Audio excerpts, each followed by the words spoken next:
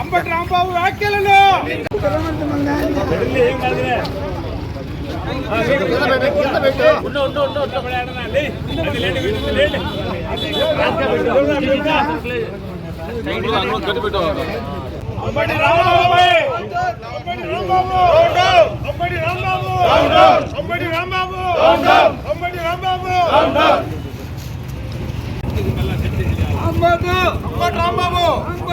అంబటి రాంబాబు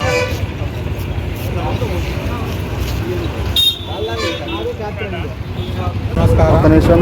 ఈరోజు మన రాష్ట్ర ముఖ్యమంత్రి వర్యులు చంద్రబాబు నాయుడు గారిని ఆంబోతు అంబటి రాంబాబు గారు అనుచిత వ్యాఖ్యలు చేసిన నిరసనగా రాయచోట్లో మన మండిపల్లి రామప్రసాద్ రెడ్డి గారి ఆదేశాల మేరకు అతని దిష్టిబొమ్మ దహనం చేయడం జరిగింది.